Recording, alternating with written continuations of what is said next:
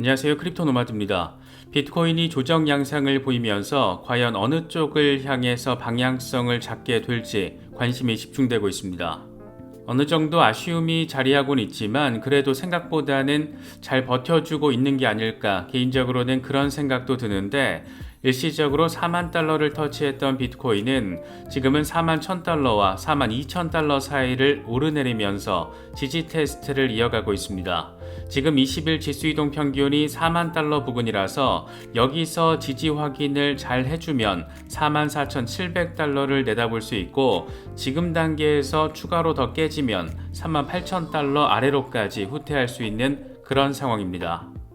분위기가 다소 모호한 것은 이번 주에 연준의 금리 결정이 내려지기 때문인데, 사실 금리 동결은 기정사실이고 중요한 것은 연준이 내년 금리 전망을 하면서 얼마나 매파적인 입장을 보일지 여부입니다. 9월 점도표를 보면 연준 위원들은 내년 말 기준금리를 5.1%로 바라보고 있는데, 사실 이건 시장이 기대하는 4% 초반과 비교하면 괴리가 꽤나 크게 자리하고 있는 그런 상황이기도 합니다. 특히 미국의 노동시장이 여전히 견고하기 때문에 제롬 파월 의장이 회견을 통해서 어떤 뉘앙스를 제시할지가 중요하고, 그래서 12월 14일 새벽에는 어느 정도 변동성 장세가 펼쳐질 가능성 충분히 자리하고 있습니다. 강세장으로 가는 길목에 자리하고 있다라는 정서가 최근 상대적으로 강력해지다 보니까 내년 초대형 이슈들을 앞두고 어떤 종목들을 투자해야 할지, 어떻게 포트폴리오를 재구성해야 할지 요즘 고민하시는 분들 많으실 겁니다. 이번에 핀볼드가 2024년에 고려할 만한 가치 있는 암호화폐 3가지를 추천했는데, 2가지는 예상 범주에 있지만 나머지 1가지 의외로 생각할 수도 있을 것 같습니다.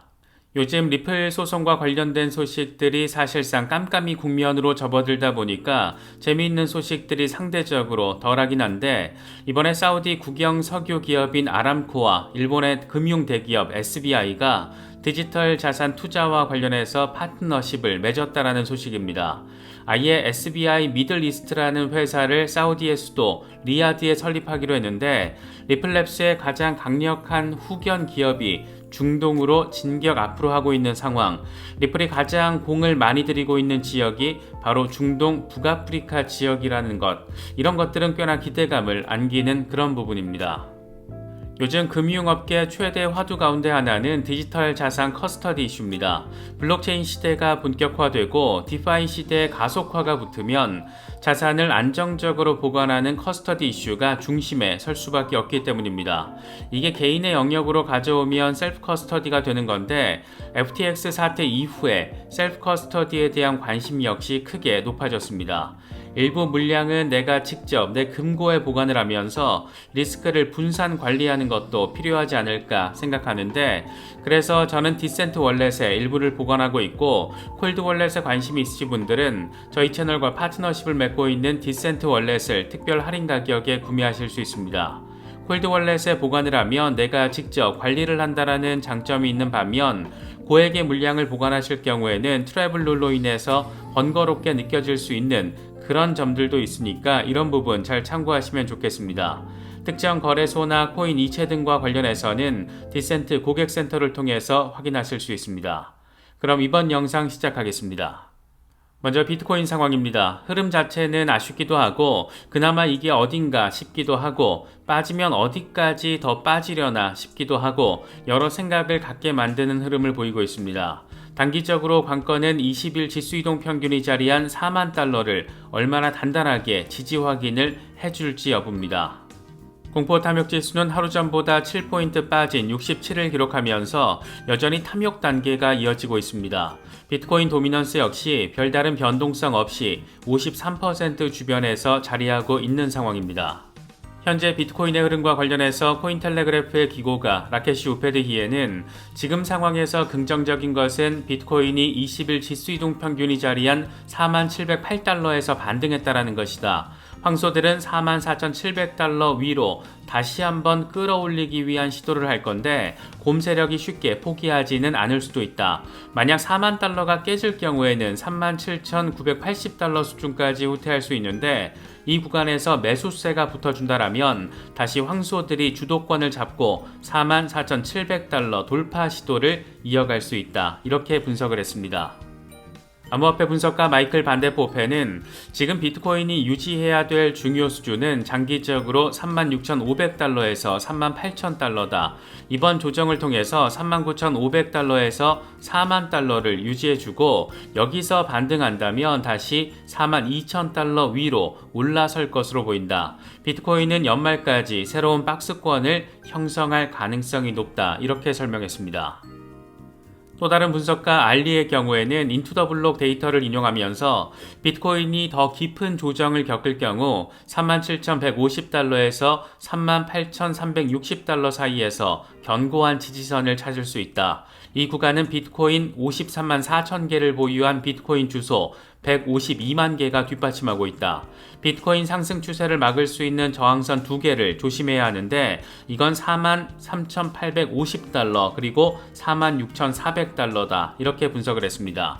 아주 단순하게 정리를 하면 38,000달러 위에서 지지를 잘 받아줄 가능성이 존재하고 이후에 저항 라인은 1차적으로는 43,850달러 이후에는 46,400달러 이렇게 정리가 가능합니다. 분석가 젤레의 경우에는 비트코인이 조정을 받든 말든 기존 계획은 변함이 없다라는 점을 강조했습니다. 현물 보유량을 늘리고 있고 저가 매수에 나서고 있다. 내년 여름까지 사상 최고치를 경신할 것으로 예상한다. 이렇게 스트롱 핸드다운 면모를 과시했습니다. 함께 공유한 주간 차트를 보면 구간별 대응 상황이 깔끔하게 표시되어 있는데 13,000달러에서 3만 달러 사이는 축적 구간, 3만 달러에서 6만 9천 달러는 멍 때리는 구간, 이후에 7만 달러에서 15만 달러 사이는 매도 구간, 이렇게 간결하게 나름의 전략적 스탠스를 구축해 놨습니다. 비트코인 반감기 사이클에 맞춰서 중장기적인 관점에서 대응 전략을 짜고 계신 경우라면 젤레의 이런 스탠스는 하나의 벤치마크 모델로 적용을 해도 크게 문제는 없을 것 같습니다. TH트레이더 앨런의 경우에는 꽤나 전폭적인 관점을 공유했습니다. 비트코인은 2019년부터 장기적인 상승장 사이클에 있다. 상승장 사이클의 패턴은 이미 확인됐고 지금은 첫 번째 단계에 자리하고 있다. 다음 단계인 10만 달러 위로 도달하면 포모 단계에 접어들게 되고 이후 유포리아 단계에서 비트코인은 40만 달러를 넘을 수 있을 것이다. 지금 아직 초기 단계에 있다. 이렇게 장기 투자자로서 꽤나 강력한 관점을 공유했습니다. 이 정도 돼야 장기 투자 가능하구나 싶기도 하고 아무튼 그렇습니다. 단기적으로 조정이 발생하곤 있지만 어쨌든 저쨌든 우리는 비트코인 역사에 있어서 가장 전환기적인 분기점을 코앞에 두고 있는 그런 상황입니다. 비트코인 현물 ETF 이슈와 비트코인 반감기 이슈가 함께 자리하고 있는 게 내년 1분기와 2분기의 상황이다 보니까 이렇게 관심이 높을 수밖에 없는 건데 그렇다 보니까 포트폴리오를 재구성하거나 투자 종목을 고민하고 계신 분들도 많이 계실 겁니다. 이번에 핀볼드가 내년에 투자할 만한 종목 3가지를 추천했는데 2가지는 충분히 예상 가능하고 1가지는 사람에 따라서는 갸우뚱할 수도 있을 것 같습니다. 먼저 첫 번째는 당연히 비트코인입니다. 사실 크립토 투자 초보자이거나 알트코인의 펀더멘털이나 유틸리티 이런 부분에 대한 공부가 부족한 상황이라면 그런데도 크립토에 투자를 하고 싶다라면 사실 제일 만만한 게 비트코인일 겁니다. 물려도 걱정 없고 그냥 모아가면 되고 그게 바로 이 시장의 대장인 비트코인이 가진 상징성이 아닐까 싶기도 한데 현물 ETF 이슈와 반감기 이슈가 어느 정도의 파급력을 가져다 줄지가 최대 관전 포인트입니다. 핀볼드가 2번째로 선정한 종목은 알트 대장 이더리움입니다. 최근 2,400달러를 일시 돌파하면서 52주 신고가를 찍었는데 이더리움 역시 현물 ETF 이슈가 자리하고 있고 이에 따라서 이더리움에 대한 수요가 증가할 여지도 자리하고 있습니다. 핀볼드가 3번째로 선정한 종목은 체인링크입니다. 체인링크는 개미들 뿐만 아니라 고래들이 매집하고 있는 종목 가운데 하나이기도 한데 체인링크 상위 200개 고래 주소는 11월 초부터 5천만 달러 넘는 체인링크를 포트폴리오에 추가한 상황입니다. 체인링크는 개인적으로도 주목하고 있는 종목이고 저희 채널에서 올해 하반기 들어서 리얼월드 에셋 테마로 여러 번 짚었던 종목인데 메타버스 시대가 가속화되면 될수록 블록체인 시대가 가속화되면 될수록 주목받을 수밖에 없는 종목, 블록체인 플랫폼과 실제 세상의 데이터가 연결되는 가교 역할을 하고 있는 종목, 그래서 사실상 경쟁자가 없다라는 것, 그래서 기성자산을 토큰화시키는 리얼월드 에셋 RWA 시대가 본격화하면 할수록 주목도가 높아질 수밖에 없는 종목, 이런 관점으로 개인적으로는 바라보고 있습니다. 중장기 포트폴리오를 구성하실 때 체인링크 정도는 충분히 추가 리서치를 해볼 가치가 있지 않을까 생각됩니다. 체인링크의 경우에는 고래들의 매수세에 힘입어서 최근 급등세를 보인 종목 가운데 하나이기도 한데 최근 17달러 고점을 터치하고 14달러 후반에서 지지 테스트를 이어가고 있습니다. 9월만 하더라도 5달러대였던 걸 고려하면 단기간에 꽤나 빠르게 오른 것을 확인할 수가 있습니다. 현재 체인링크 상황과 관련해서 익명의 분석가 렉트캐피탈은 체인링크는 패턴을 돌파했고 이걸 완전히 확인하기 위해서 패턴 상단을 리테스트하고 있다. 하방 심지를 보면 패턴 바닥을 지지선으로 잡고 있는데 리테스트가 성공하기 위해서는 패턴 상단을 유지해야 한다. 이렇게 어렵게 설명을 했습니다. 사실 말이 좀 복잡한데 함께 공유한 주간 차트를 보면 채널 저항선 돌파 이후 작은 삼각 패턴을 만들었고 지금 이 작은 삼각형 저항 라인 위에서 지지 테스트를 진행하고 있습니다. 이걸 시세로 정리하자면 15.1달러 위에서 지지를 제대로 받아주면 19.4달러까지 나아갈 수 있다. 이런 얘기를 하고 있는 겁니다. 익명의 분석가 알트코인 셰르파의 경우에는 체인링크가 조정을 받으면서 좀 더 낮은 가격에 거래가 될 것으로 보인다. 그래도 중장기적으로 볼 때 좋은 코인 가운데 하나라고 생각을 하고 단기적인 노이즈에 흔들릴 필요는 없다. 이렇게 설명했습니다. 단기 조정 가능성은 있지만 중장기적인 대응 종목으로서의 가치 충분하다. 이런 얘기를 하고 있다라고 바라볼 수가 있습니다. 리플 XRP의 경우에는 현재 50일 단순이동 평균이 자리한 0.62달러 지지 테스트를 진행하고 있습니다. 여기가 깨질 경우에는 0.56달러까지 후퇴할 가능성이 존재하고 지금 수준에서 상승하면 0.67달러 이후 0.74달러까지 내다볼 수 있는 그런 상황입니다. 리플랩스가 가장 공을 들이는 지역 가운데 한 곳이 중동, 북아프리카, 이 메나 지역인데 이번에 리플의 가장 강력한 후원 기업 SBI가 사우디 국영 석유 기업 아람코와 파트너십을 맺었습니다. 핵심은 디지털 자산과 반도체 투자를 위한 협력이라고 합니다. 특히 SBI는 사우디의 수도 리야드에 중동 지역 사업 거점 역할을 위해서 SBI 미들 이스트를 설립하기로 했는데 이번 협업을 통해서 두 기업은 각자의 디지털 자산 포트폴리오에 대한 공동 투자도 검토할 예정입니다. 특히 SBI는 사우디 진출을 희망하는 일본 디지털 자산 스타트업 발굴 사업도 함께 진행할 예정이라고 하는데 이걸 사우디 아람코도 지원하게 된다라고 합니다. 여기서 재밌는 것은 암호화폐에 대한 공동 투자 검토가 아닌 디지털 자산에 대한 공동 투자 이렇게 표현이 돼 있다는 건데 이건 다시 말하면 토큰화 실물 자산, 앞서 체인링크를 통해서 언급한 리얼월드 에셋 RWA가 될 가능성 생각해 볼 수가 있습니다. 이게 하필 또 아람코이다 보니까 어쩌면 석유 자산을 토큰화 시켜서 거래가 이루어질 수 있지 않을까 이렇게 될 것 같은데 그런 생각 충분히 할 수 있을 것 같습니다.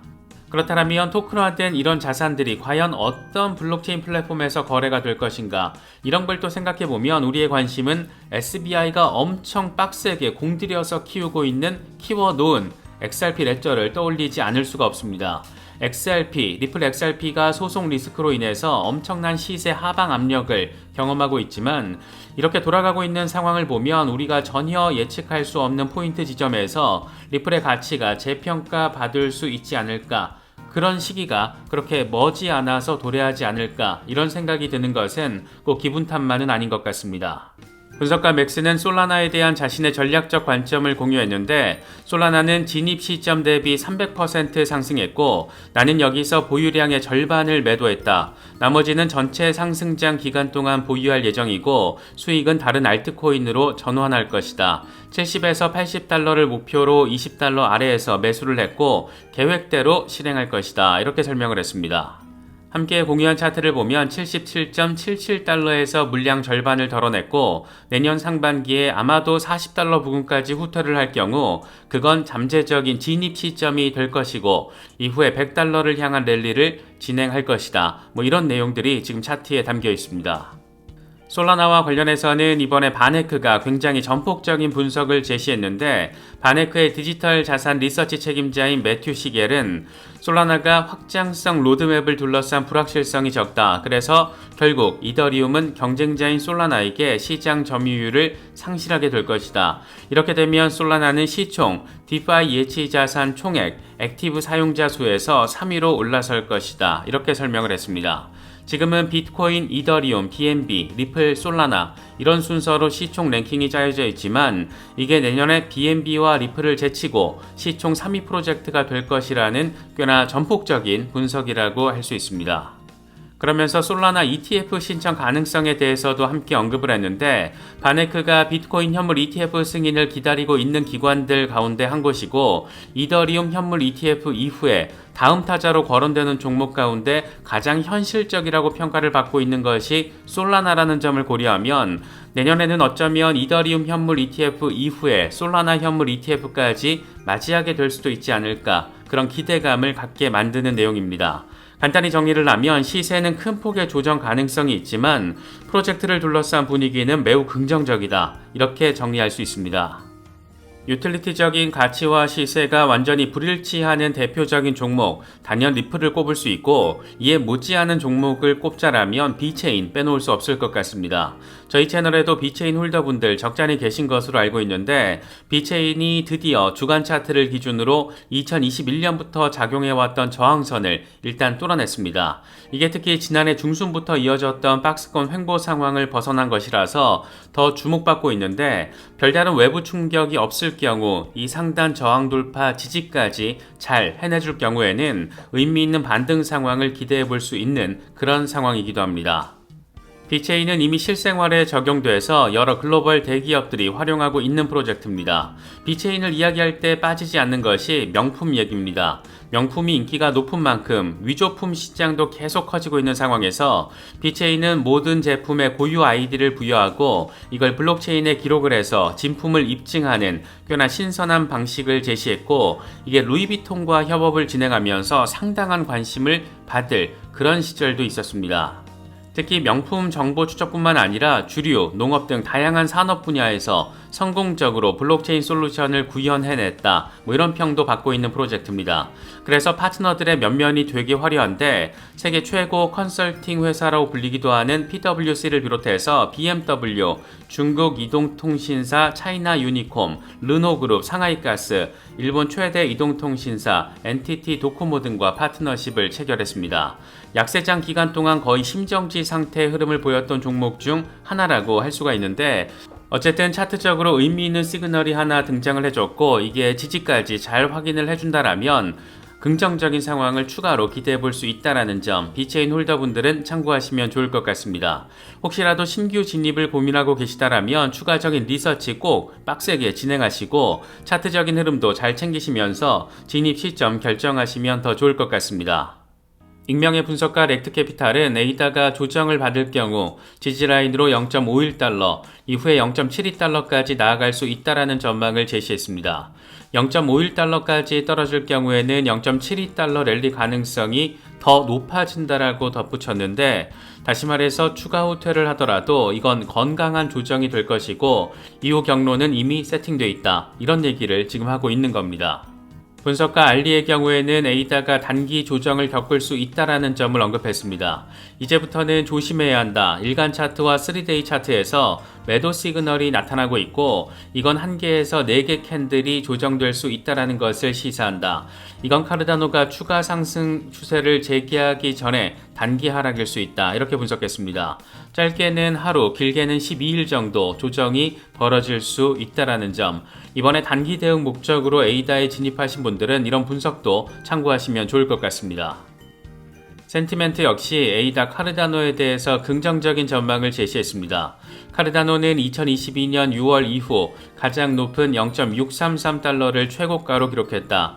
거래량도 이때 이후 가장 활발하게 이루어지고 있고 사람들의 관심 역시 크게 증가하고 있다.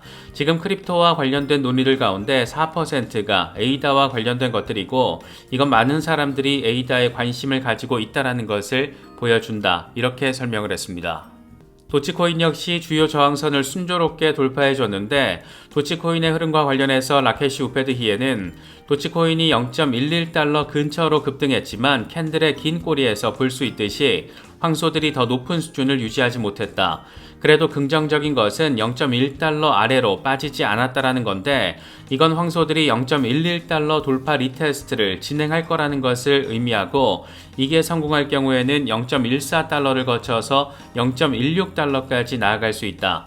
반면 20일 지수이동 평균이 자리한 0.09달러 아래로 빠질 경우에는 약세의 첫 번째 신호가 될 수 있는데 이렇게 되면 0.07달러까지도 후퇴할 수 있다. 이렇게 분석했습니다. 이건 인투더블록 데이터를 가지고 분석가 알리가 분석한 내용입니다. 63,280개 주소에서 32억 달러 규모의 도치를 매수한 덕에 0.095달러 지지선이 강세를 보이고 있고 이에 따라서 상승 여정이 시작될 것으로 보인다. 이 지지라인이 견고하게 유지될 경우 도치코인은 0.14달러를 목표로 할 수 있다. 앞선 라케시 우페드히에와 거의 똑같은 얘기를 하고 있습니다. 이건 렉트캐피탈이 분석한 폴카닷 월간 차트인데 보시는 것처럼 11월에 상단 저항이 순조롭게 이루어졌고 돌파 이후 이미 52% 수준의 랠리를 벌인 상황. 다시 말해서 새로운 매크로 상승 추세에 진입한 뒤에 첫 번째 주요 저항 라인을 이미 돌파한 상황입니다. 상황에 따라서 단기적으로 9.5달러 수준까지도 기대해 볼 수 있는 그런 모습입니다.